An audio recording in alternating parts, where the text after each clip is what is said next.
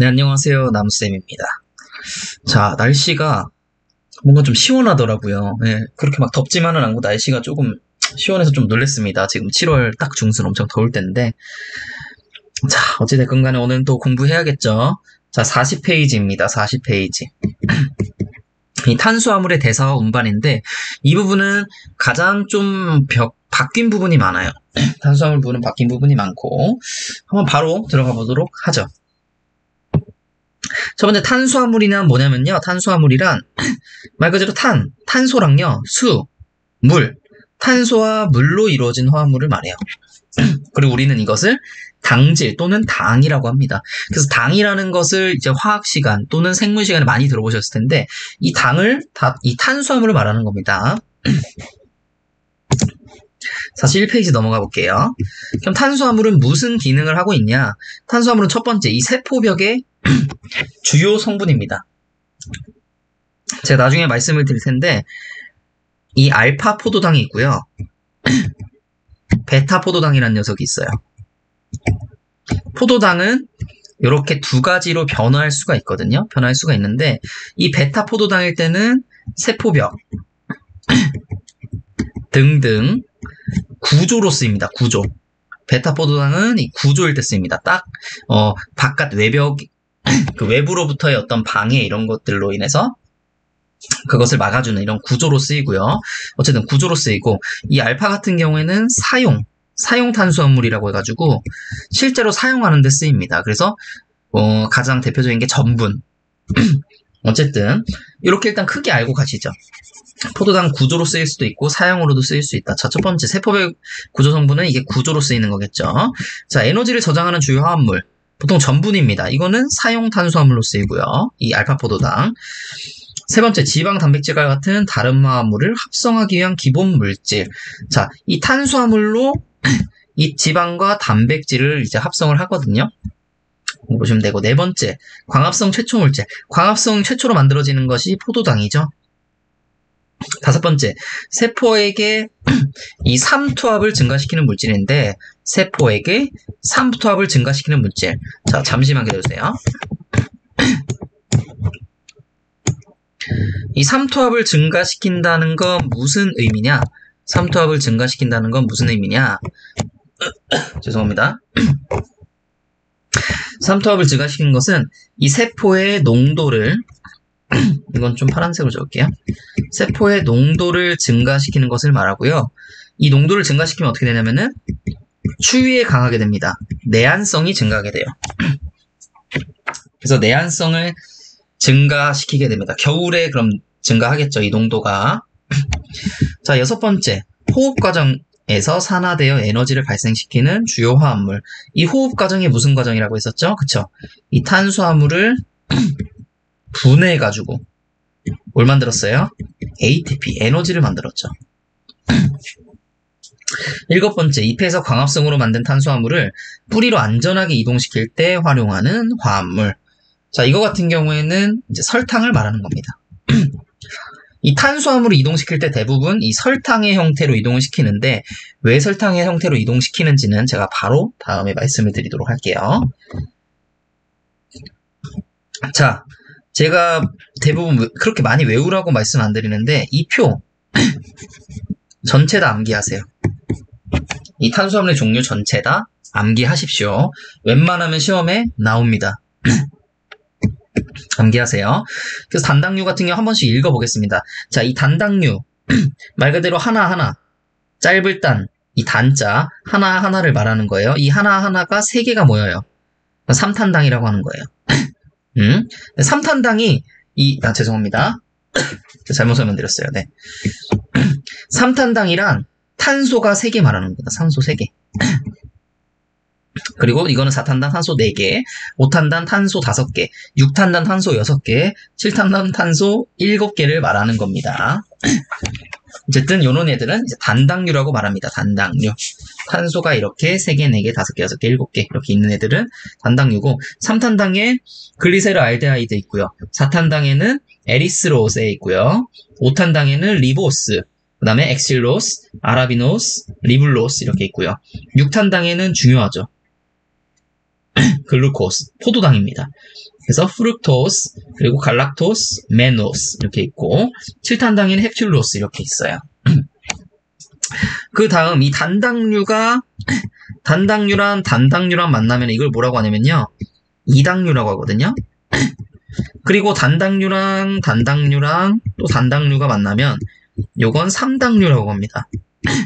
이렇게 이 이당류부터 단당류가 10개 모인 것까지 10개 모인 것까지 우리는 이 올리고당류라고 합니다.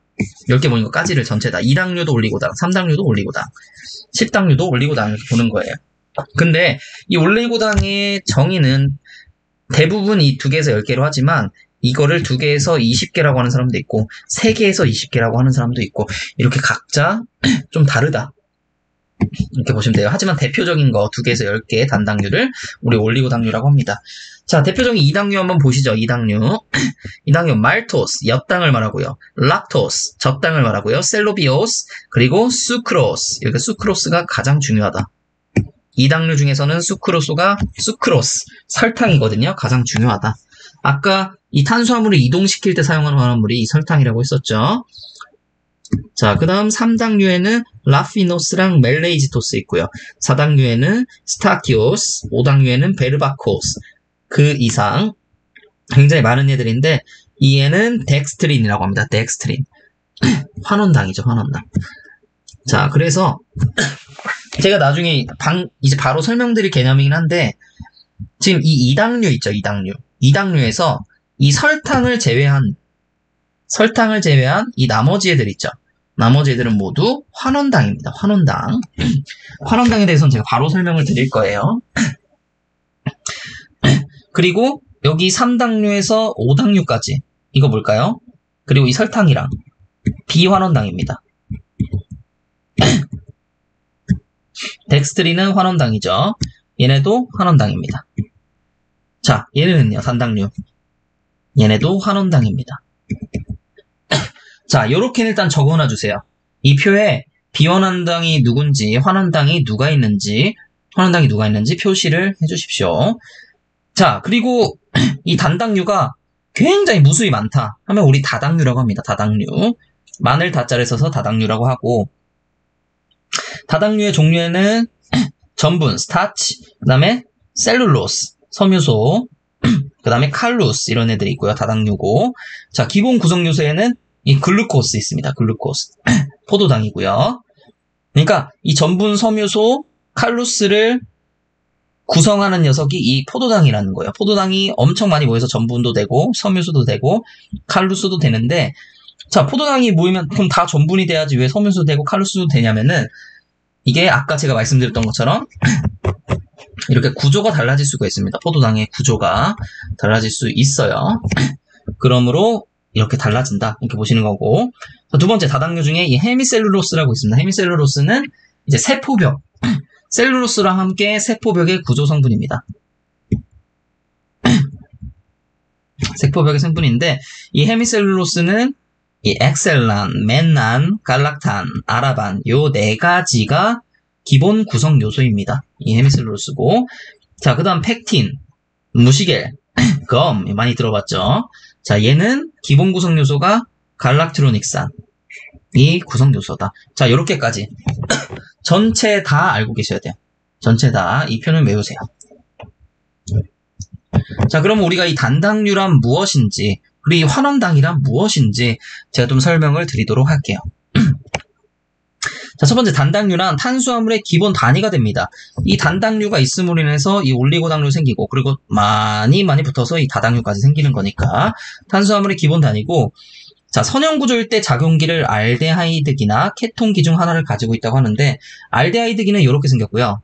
케톤기는 이렇게 생겼습니다. 자, 그래서 한번 이걸 보여드릴게요. 갈락토스, 그 다음에 글루코세, 그 다음에 프룩토스. 자, 얘는 셋 다 뭐죠? 셋 다 단당류입니다. 단당류. 셋 다 단당류인데 이렇게 쭉 펴져 있는 구조가 선형구조라고 하거든요. 이게 선형구조고, 아까 이런 구조도 한번 봐봤을 거예요. 이런 구조를 우린 고리구조라고 합니다.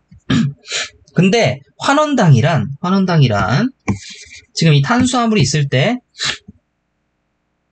작용기, 이 작용기를 요걸 가지고 있습니다. 이렇게 선형으로 있을 때, 이 선형 구조일 때, 이렇게 일자로 쭉쭉 펴져 있는 선형 구조일 때 작용기로 알데하이드기랑 이 케톤기를 가지고 있습니다.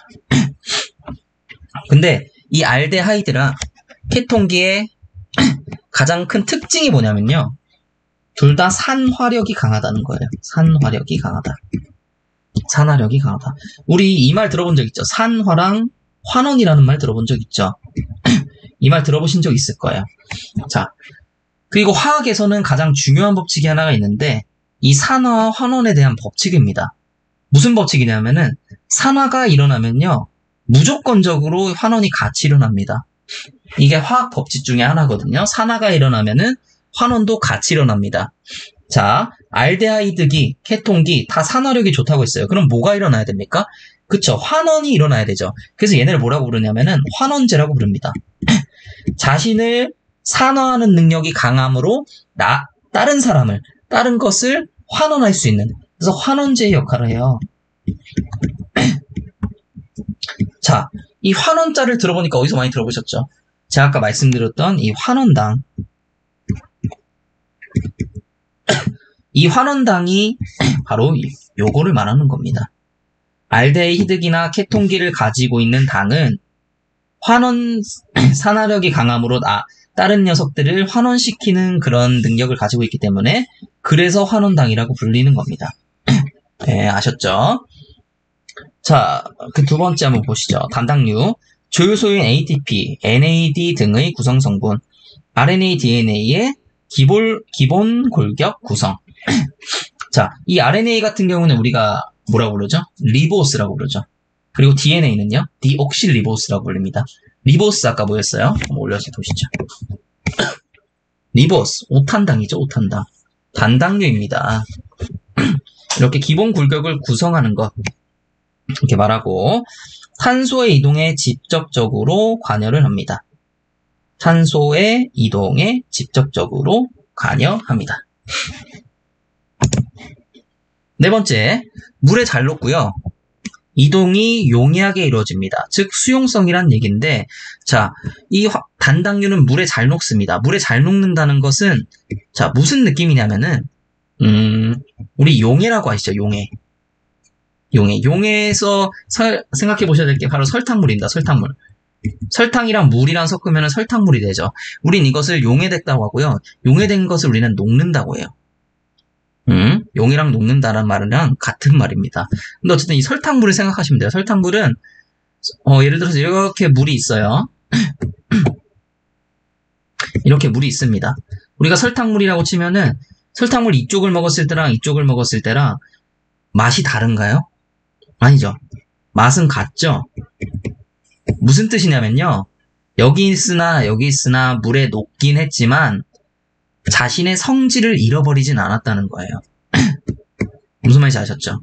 그래서 자신의 성질을 잃어버리는 건 아닙니다. 자신의 성질을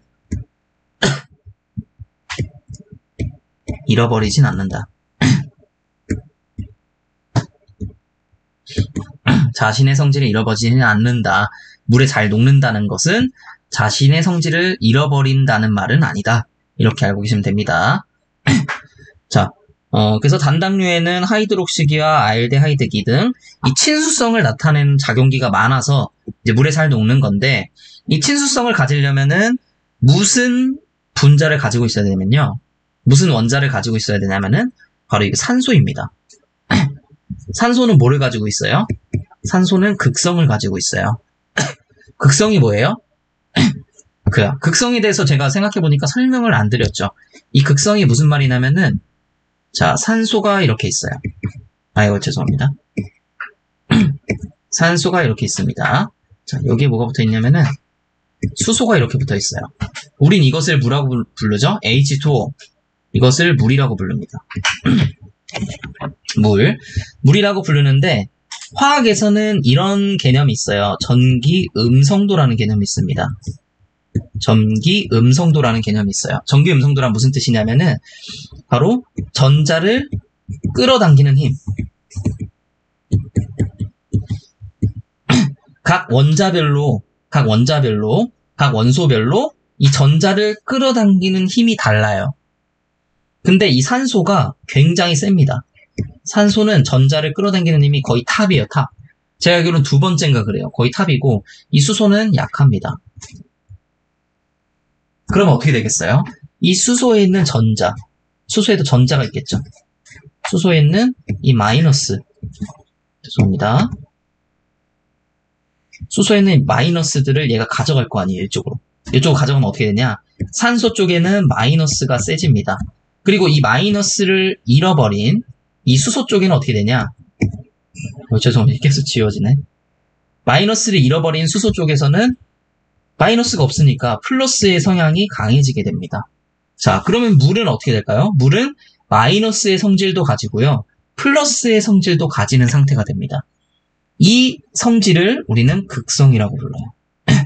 플러스랑 마이너스의 성질을 모두 가지고 있는 것을 우리는 극성이라고 합니다. 무슨 말인지 알겠죠? 이 극성을 가지고 있는 이 산소가 전자를 끌어당긴다고 해서 산소가 전자를 끌어당김으로 이 산소가 많은 물질 같은 경우에는 이 극성을 띌 확률이 높아요. 왜냐면 남의 전자를 가져가니까 필연적으로 나머지는 플러스를 띠게 되거든요. 그러면 마이너스 플러스 둘 다 있으니까 극성을 띠게 되잖아요. 그래서 이 산소가 많으면 극성이 띠는 물질이 많고 극성과 극성끼리는 굉장히 잘 맞아서 서로 잘 녹습니다.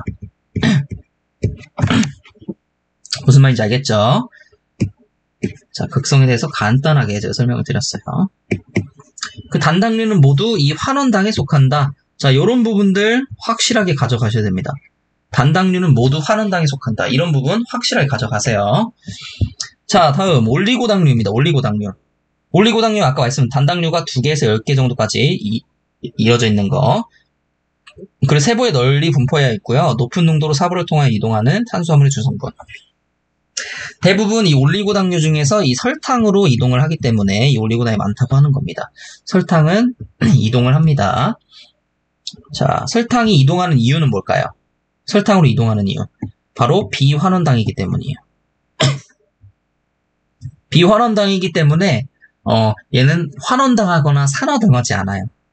환원되거나 산화되지 않기 때문에 탄수화물 그대로 옮겨줄 수 있습니다. 탄수화물 그대로 옮겨줄 수 있는데 이 환원당 같은 경우에는 환원이 될 수가 있잖아요. 그렇기 때문에 다른 물질을 끓여서 환원시키고 이렇게 할 수가 있기 때문에 우리는 설탕으로 대부분 이동을 합니다. 자, 세 번째, 수용성이라 체내에서 이동이 쉽게 이루어짐. 얘도 마찬가지로 수용성이라는 거죠. 수용성. 친수성 작용기로 인해 얘도 마찬가지로 친수성의 작용기가 있다. 아까 혹시 한번 이 단당류의 작용기 한번 봐볼까요? 알데히드기, 산소 있죠? 케톤기, 산소 있죠? 네, 친수성. 자, 네 번째, 이건 표 보시면 아실 테지만 환원당 같은 경우에는 말토스, 락토스, 올리고당류 중에서 셀로비오스, 덱스트린 요 정도가 환원당이고 그 이외 전부는 모두 비환원당입니다. 이 올리고당류에서요. 다섯 번째, 설탕의 경우는 이 포도당이랑 과당이랑 합쳐진 건데 설탕의 경우 광합성을 하는 잎에서 단당류보다 훨씬 농도가 높다. 이 잎에서는 단당류보다 이 설탕의 농도가 높다는 거예요. 왜 그럴까요? 이 잎에서 포도당을 만들어내잖아요. 광합성을 통해서. 포도당을 만들어내는데 이 포도당을 바로 뭘로 만든다? 이동을 시켜야 되니까. 설탕으로 만든다. 그래서 이 올리고당류인 설탕의 농도가 높습니다. 이 포도당 등의 당류가 즉시 다른 당류로 합성된다는 뜻이 바로 이 얘기예요.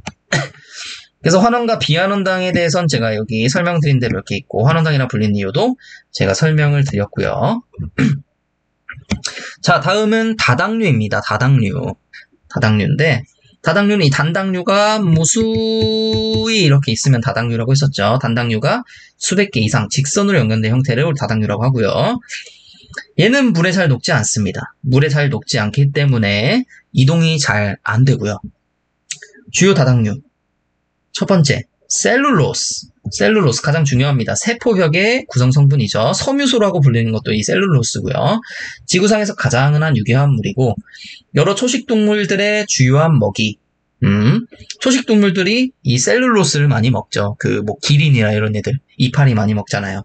이런 거고. 자, 베타 포도당에 의한 베타 1사 연결식의 사슬 모양을 하고 있음. 자, 이게 무슨 말이냐면은, 제가 아까 알파 구조랑 베타 구조가 있다고 했어요. 이런 식으로. 알파 구조랑 베타 구조가 있다고 했는데, 다시 한번 그거에 대해서 말씀을 드릴게요. 죄송합니다. 목 상태가 안 좋아가지고. 자, 맨 왼쪽에 있는 게 이 포도당이고요.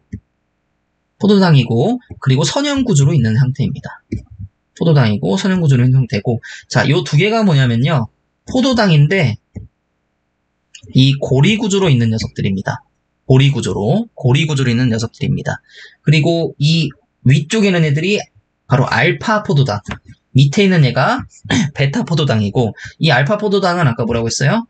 사용 탄수화물이라고 했고, 그리고 얘 같은 경우에는 구조 탄수화물이라고 했습니다. 베타 같은 경우에는. 그래서 얘 같은 경우에는 이 섬유소, 셀룰로스, 이 베타가 쓰인다고 했었죠. 자, 이 말 그대로예요. 이렇게. 베타 포도당으로 우린 구조 탄수화물로 쓰는 거죠. 셀룰로스는. 그래서 베타 1사 연결식의 사슬 모양을 하고 있다고 하는데, 자, 1사 연결식 같은 경우에는 자, 1번 탄소랑 4번 탄소가 이제 연결된 이런 형태를 말하는 건데, 요런 것까지는 사실 아실 필요가 없고, 그냥, 요렇게 돼 있다. 이렇게만 아시면 됩니다.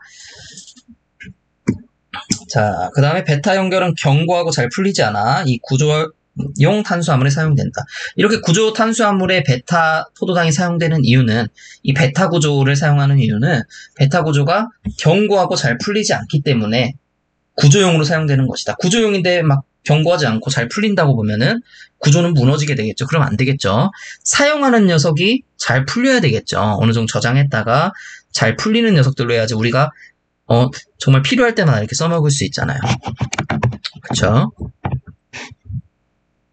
자, 그리고 200여 개의 사슬이 모여서 미세 섬유를 이루고 목부 조직의 경우 섬유 사이를 리그닌이 채우면서 세포벽을 구성하게 됩니다. 네. 자, 그 다음에 스타치, 전분입니다.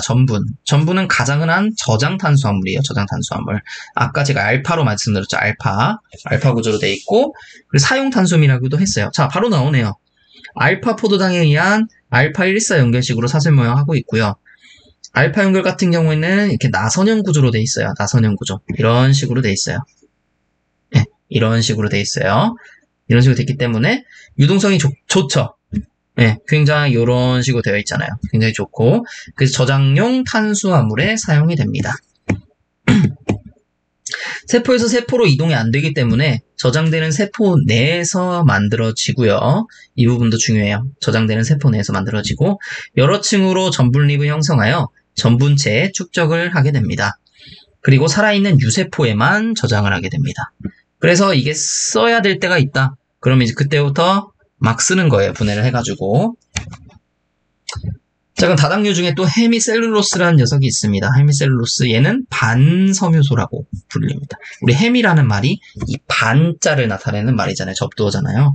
헤미셀룰로스. 그래서 반섬유소라고 하고, 1차 세포벽에 가장 많이 존재하는 게 요 헤미셀룰로스입니다. 1차 세포벽에 약 25%에서 50%나 차지하고요. 2차 세포벽에서는 이제 30%. 그리고 이때 2차 세포벽에서 제일 많은 건 요 셀룰로스입니다. 이 헤미셀룰로스 같은 경우에 아라반, 엑실란 같은 5탄당, 그리고 갈락탄, 메난 같은 6탄당의 중합체. 아까 표에서 봤었죠. 이 4개. 이거 알고 계셔야 되고요. 그 다음 팩틴은 갈락티로닉산의 중합체고, 중엽층에서 이웃세포를 서로 접합시키는 이 시멘트 역할을 하게 됩니다. 세포는 이런 식으로 돼 있는데, 이 세포 사이, 요거를 우린 중엽층이라고 하고, 이 중엽층에서 시멘트 역할을 하는 게 이 팩틴이라고 하는 겁니다. 1차 벽에서는 약 10%, 35% 차지하고, 2차 벽에서는 별로 존재하지 않는다. 자, 그 외에 검이랑 무시겔 같은 녀석이 있는데, 검 같은 경우에는 상처받을 때 밖으로 분비되는 물질, 침공당했을 때 조직을 막는 역할도 하고요. 자, 무시지, 이 콩꼬투리, 느릅나무의 내수피, 잔뿌리의 표면 주변에서 분비되어 무시겔이랑 같은 녀석이에요. 뿌리가 토양을 뚫고 들어갈 때 윤활유 물질이 됩니다. 그 밖에 당 알코올로 매니톨, 그 다음에 솔비톨, 이거 뭐야, 덜시톨, 갈락티톨, 마이오니노시톨 등이 있다. 당 알코올로 그냥 이런 거 있다. 이렇게만 알고 계시면 됩니다. 기본서에 있던 내용이어서 그대로 가져왔고요. 세포벽의 구조, 이 부분은 좀 보고 가셔야 될 것 같아요. 1차 세포벽과 2차 세포벽으로 나뉘어지는데, 자, 세포가 이런 식으로 있다고 봅시다. 이런 식으로 있으면, 이 검은색은 몇 차겠어요? 처음에 만들어졌으므로 1차고요. 그 다음에 만들어지는 게 2차 세포벽인데, 2차 세포벽이 안쪽에 이렇게 생겨납니다. 그래서 이게 2차 세포벽입니다. 자, 1차 세포벽과 2차 세포벽이 있습니다. 1차 세포벽이 먼저 형성되고요. 이후에 2차 세포벽이 형성됩니다. 1차 세포벽은 셀룰로스 약 9에서 25%, 헤미셀룰로스 5에서 50, 팩틴 10에서 35 이 정도니까 헤미셀룰로스가 가장 많네요. 이런 부분은 알아두시고. 자, 2차 세포벽 같은 경우는 셀룰로스 45%까지, 헤미셀룰 30, 팩틴은 거의 없는 상태. 즉 2차 세포벽에는 이 셀룰로스가 1등. 그래서 이런 거는 또 체크해 가시고요.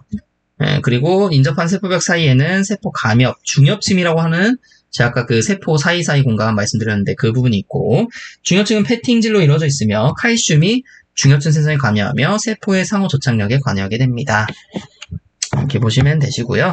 탄수화물의 합성과 전환, 이 설탕 부분에 대해서 그냥 읽으면서 이 부분 나갈게요. 설탕의 합성은 엽록체 내에서 이루어지지 않고 세포질 내에서 이루어집니다. 설탕의 합성은 어디서 이루어진다고요? 세포질에서 이루어집니다. 설탕의 합성은 세포질에서 이루어지고, 자, 이런 과정을 통해서 설탕이 되고요. 그리고 이 부분 4번 먼저 봅시다. 설탕이 전분으로 전환되는 경우. 자, 설탕은 이동 탄수화물이고요. 전분은 저장 탄수화물입니다. 이동하는 거에서 저장으로 전환되는 경우, 이 자라고 있는 종자입니다. 종자. 네. 설탕이 이 종자, 자라고 있는 종자 같은 경우에는 전환으로 전분을 시키고요. 전환을 시키고, 자, 전분, 이 저장에서 이동으로 될 때, 이건 언제냐? 성숙해가는 과실 내. 성숙해가는 과실 내에서는 어떻게 돼야 돼요? 그렇죠. 이제 사용이 돼야겠죠. 사용이 돼야겠죠. 그리고 종자 같은 경우에는 저장이 돼야 되는 거. 그래서 이렇게 구별하시면 되시고요. 이 부분은 네, 탄수화물에 대해서 말씀드린 거고. 자, 탄수화물의 축적과 분포에 대해서도 한번 말씀드려야겠네요. 탄수화물의 축적과 분포. 탄수화물은 광합성으로 생산된 양이 호흡이나 새로운 조직의 형성에 소모되는 양보다 많을 경우에 그 잉여분만큼 축적이 됩니다. 그러니까 광합성으로 탄수화물을 만드는데 이게 다 쓰고 나서도 남으면은 잉여분만큼 축적이 된다는 말이에요. 지하부가 지상부보다 농도가 높다. 자, 이런 부분들 알아가셔야 되죠. 뿌리, 지하부가 지상부보다 이 탄수화물의 농도가 높습니다.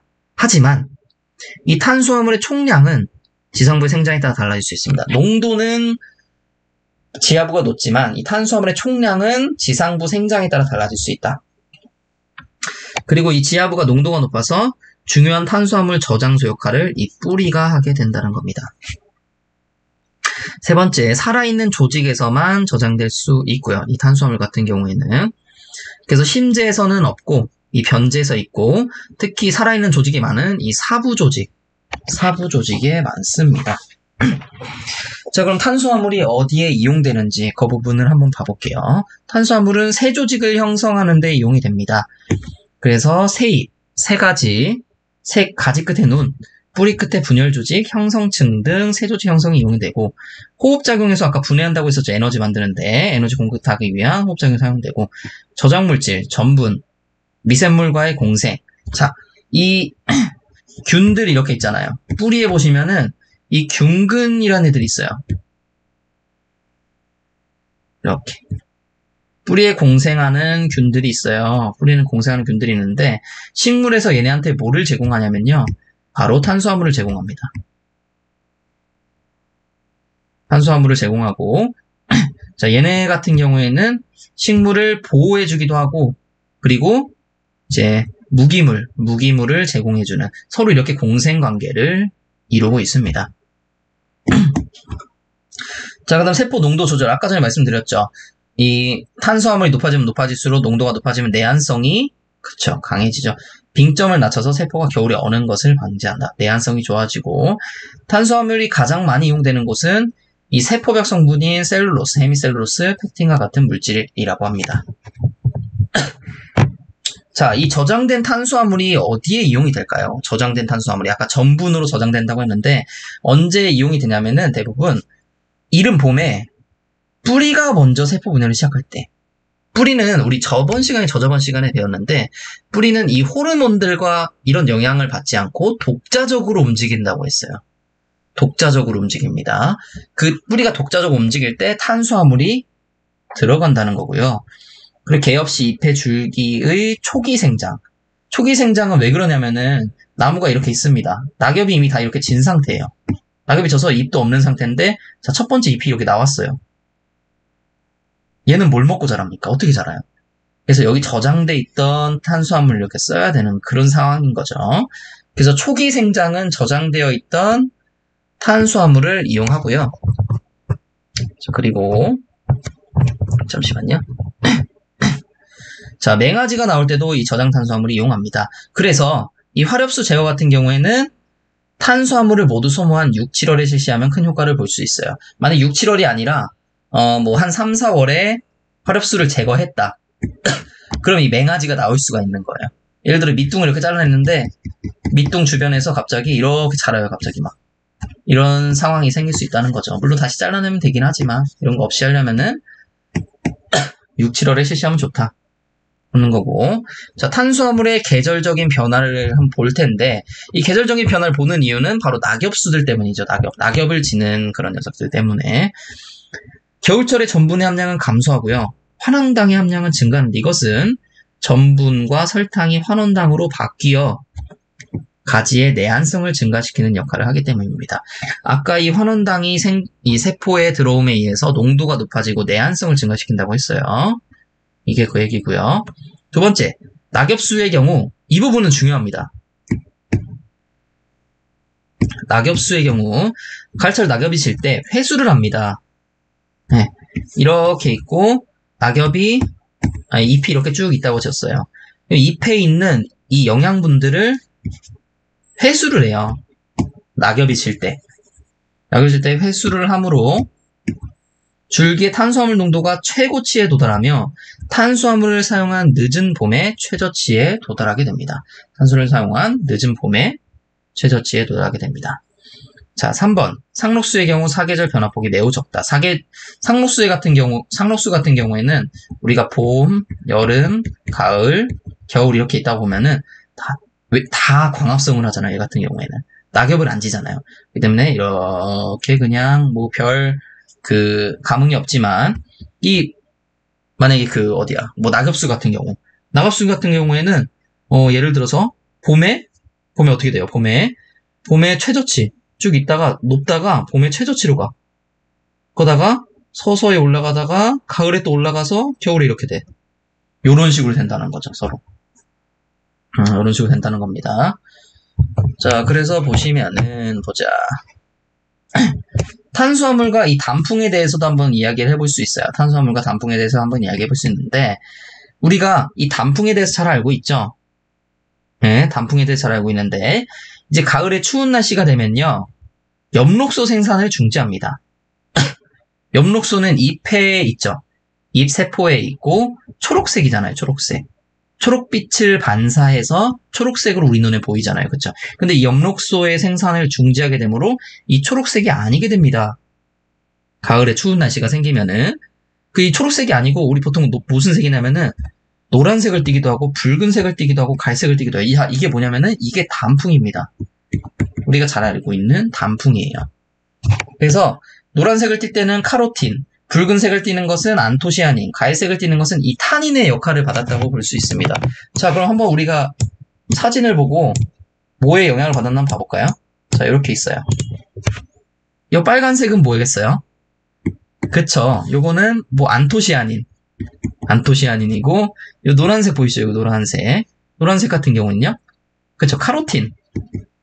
그리고 갈색. 이 갈색인지 음지인지 모르겠지만 어쨌든 갈색은 타닌의 역할을 받았다. 이런 식으로 우리가 단풍만 보고 가을이어서 엽록수가 없어지고 그 엽록수가 없어짐으로 인해서 얘가 어떤 색소의 영향을 지금 받고 있구나. 우리가 이런 것을 한번 생각해 볼 수 있다는 거죠. 자, 다음 탄수화물의 운반입니다. 탄수화물은 사부 조직을 통해 이루어집니다. 예, 잎에서 만들어진 이 탄수화물은 사부 조직을 통해 이루어지고요. 피자식물과 나자식물 간의 차이가 있어요. 이 사부 조직은 하부 조직에서 환원당은 없고 대부분 비환원당인 이 설탕으로 존재한다고 했죠. 왜 그러냐면 이 사두 조직이 운반체이고요. 우리는 운반할 때 이 설탕으로 운반을 하기 때문에 운반체에 있는 이 운반체는 다 설탕일 수밖에 없는 거죠. 그리고 이 탄수화물의 수용부, 공급원으로서의 역할은 점차 바뀌는데 이 부분에 대해서는 조금 이따 보겠습니다. 지금 말씀을 드릴게요. 탄수화물은 수용부, 공급원으로서의 역할이 바뀐다고 합니다. 처음엔 수용부고요. 당년에 잎이 자라서 완전히 성숙하면은 탄수화물을 공급하기 시작해요. 자, 예를 들어서 이런 조그만한 잎이 있었어요. 조그만한 잎이 이렇게 있었는데 이 잎은 처음에는 다른 잎들을 통해서 이 탄수화물을 받습니다. 탄수화물을 받아요. 근데 얘가 어떻게 됩니까? 점점 자라면서 커지죠. 얘도 많은 양의 이제 광합성을 하게 되고 탄수화물을 만들어낸단 말이에요. 그럼 얘도 어떻게 되냐? 조그만한 잎에다가 탄수화물 주는 거예요. 이렇게 처음에는 얘가 받는 역할, 수용원이었다가 얘가 크게 되면은 공급원의 역할, 이런 식으로 바뀐다는 거죠. 수용부로서의 역할에서 공급원으로서의 역할로 바뀐다는 거죠. 자, 그리고 아까 제가 1, 2번에서 말씀드린 이 사부조직, 사부조직은 어떻게 되어 있냐? 피자식물, 나자식물이 있는데, 자, 이거 그냥 외우시면 됩니다. 피자식물, 기본세포는 사관세포고, 보조세포, 반세포, 사부, 유세포, 지지하는 건 대부분 제가 섬유라고 했었어요. 근데 그 중에서 이 사부섬유, 지지하는 세포고, 물질 이동수단, 얘는 피자식물은 이 사공이라는 녀석이 있는데, 사공은 굉장히 효율적인 물질 운반수단이고, 이 사역은 비효율적인 거고, 이 피자식물은 둘 다 가지고 있고요. 나자식물은 이 비효율적인 사역만 가지고 있습니다. 나자식물의 기본세포, 사세포, 보조세포, 알부민세포, 유세포, 사부유세포, 지지세포, 사부섬유. 자, 이 표는 비교해서 잘 알아두시길 바라겠습니다. 그래서 아까 피자식물의 기본세포인 사관세포는 살아있는 세포고, 특징은 성숙하면 핵이 없어집니다. 이 부분 잘 아셔야 되고, 사공을 통해 상하로 효율적인 영양분 운반이 가능합니다. 사공이 칼루스로 막혀있는 경우가 있는데, 칼루스, 아까 모가 구성성분이었죠. 얘 다당류였잖아요. 칼루스 다당류였고, 모가 구성성분이었죠. 표를 기억하세요. 그렇죠. 포도당이 요 녀석의 구성성분이었잖아요. 그쵸? 이 칼루스 막혀있는 경우가 있고, 휴면시 막았다가 봄에 다시 없어지기도 한다. 자, 반세포는 사관세포 운명을 같이 하는 이 보조세포로서 핵을 가지고 살아있는 세포입니다. 얘는 핵을 가지고 있어요. 얘는 성숙하면 핵이 없어지고요. 사부 유세포는 탄수화물의 측면 이동을 지원하고요. 사부 섬유는 이 조직을 단단하게 해주고, 사세포는 아까 그 나자식물의 기본세포로 사관세포보다 길고 사판이 없고 작은 구멍인 사역을 통해서 비효율적으로 이루어진다. 물질 이동이. 자, 알부민 세포는 이 피자생물의 보조세포인 반세포랑 비슷합니다. 둘이 비슷하고, 아까 수용부랑 공급원에 대해서 제가 말씀을 한번 드렸었어요. 수용부랑 공급원. 수용부는 받는 애였다가 얘가 크면은 공급원이 될 수 있다고 했었잖아요. 그쵸? 근데 누가 가장 수용부로서 역하냐? 누가 받기만 하냐? 가장 많이 받는 게 열매랑 존자입니다. 얘네는 엄청나게 커야 되잖아요. 가장 중요한 아이들이기 때문에. 그 다음 어린잎, 이 초기의 그런 조직들, 그 다음에 성숙잎, 형성층, 뿌리, 저장조직. 뭐 저장조직이나 뿌리는 사실 수용부로서가 아니고 거의 공급원으로서의 역할을 하죠. 농도가 높다고 했잖아요. 뿌리 같은 경우도. 자, 그 다음에 이 압력유동설이라는 게 있는데, 요것은 어떻게 탄수화물이 운반되는가 가장 유력한 설이고, 요거에 대해서 한번 읽어보시죠. 한번 읽어보시고, 벌써 끝났네요. 네. 이렇게 탄수화물에 대해서 한번 알아봤는데, 좀 잘 이해가 되셨는지 모르겠어요. 이 다음에는 바로 이 단백질과 질소대사에 대해서 한번 알아보도록 하겠습니다. 자, 오늘도 제 강의를 들어주셔서 정말 감사하고요. 뜨거운 날씨죠. 네, 뜨거운 날씨 조심하시고 모두 행복한 하루, 저녁, 그리고 아침, 점심 다 좋은 하루 되시길 바라겠습니다. 감사합니다.